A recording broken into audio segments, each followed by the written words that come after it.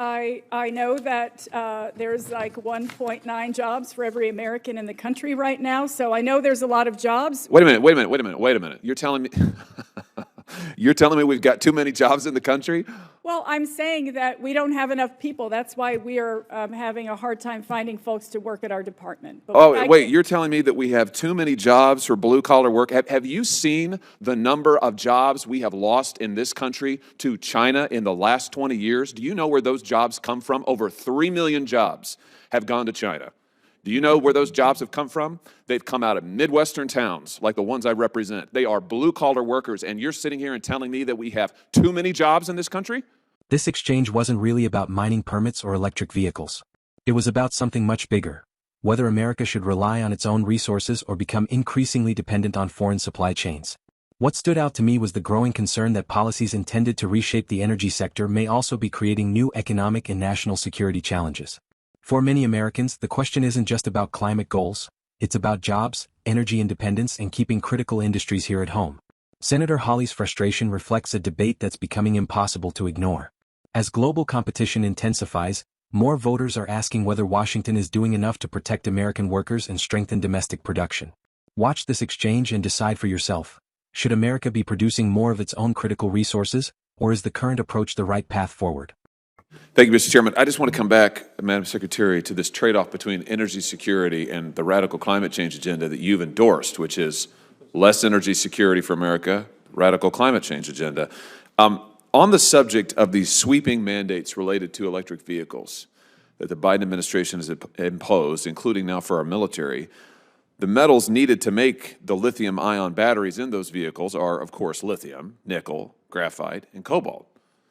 Now, can you tell me what nation is the largest producer of refined lithium in the world? No, I can't. It's China. Can you tell me which nation is the largest producer of refined cobalt in the world? No, Senator. It's China. Do you know what nation is the largest exporter of natural graphite to the United States globally? No, Senator. It's China. Okay. So in all of these instances, these mandates, your decision to trade off our energy security in favor of a radical climate change agenda is making us more and more dependent on China. And at the same time, you are denying mining, blocking permits for mines in this country that would allow us to develop nickel and copper and cobalt. Why? Why block the development of these resources in our own nation in favor of making us dependent on China? Senator, are you referring to the Boundary Waters? I'm referring to the Twin Metals mine in Minnesota. I think that Senator Brasso was just asking about it. Yes, near the Boundary Waters, which is an iconic place and, of course, a very valuable ecological system to many plants, animals, species. But jobs for, let me just say this, though. Jobs for blue-collar workers in this nation are valuable resources. The livelihood and well-being of American families are valuable resources. The ability of America to have our own industry and not be dependent on China is a valuable resource. Why should those things for millions of Americans be sacrificed in favor of your agenda for radical climate change? Senator, I know that there's like 1.9 jobs for every American in the country right now, so I know there's a lot of jobs. Wait a minute. You're telling me you're telling me we've got too many jobs in the country? Well, I'm saying that we don't have enough people. That's why we are having a hard time finding folks to work at our department. But you're telling me that we have too many jobs for blue-collar work? Have you seen the number of jobs we have lost in this country to China in the last 20 years? Do you know where those jobs come from? Over 3 million jobs have gone to China. Do you know where those jobs have come from? They've come out of Midwestern towns like the ones I represent. They are blue-collar workers, and you're sitting here and telling me that we have too many jobs in this country? Are you serious? Senator, we are working hard every single day. We have processed 20 mining applications, 20 mines or mining modification permits since January of 2021. We are moving forward. We're doing our jobs. We're fulfilling our mission for You're the not moving department. forward, you're moving backward. You're shutting down and denying permits for mines in this country where we can develop our own resources. You're shutting down oil and natural gassing permits. You're approving taxes and royalties that deliberately suppress American energy development in favor of a climate change agenda. And now you're sitting here and telling me we've got too many jobs in this country. We've got gobs of jobs in this country. We don't need any more jobs in this country. I want to take the strongest possible exception to that comment and to that entire mentality, which I think is very honest. I think it reflects the mentality of your administration, which is when it comes to blue-collar workers in this country, you're on your own. Good luck. Good luck to you. We got plenty, just shut up and go get a job at McDonald's, whatever.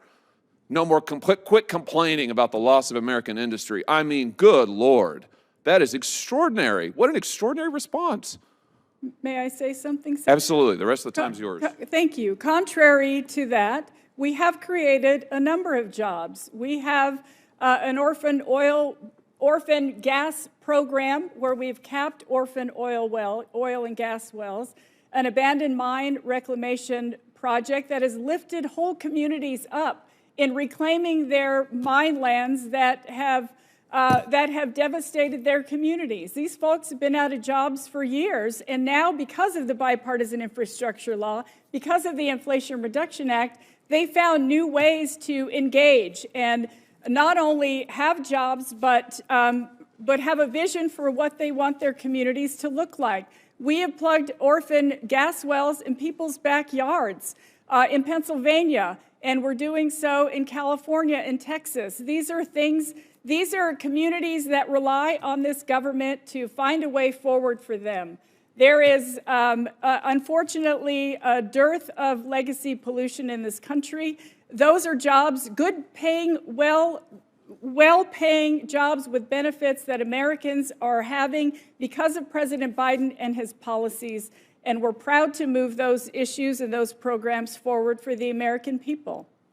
My time has expired. I'll just say in conclusion again, trading off American energy security in favor of your radical climate change agenda, shutting down good-paying American jobs in our energy sector, and then saying the explanation is we've got plenty of jobs in this country, I think is the most potentially, and this is quite a high bar, I might add, the most unbelievable statement I have heard from a member of this administration, maybe in my time in the Senate.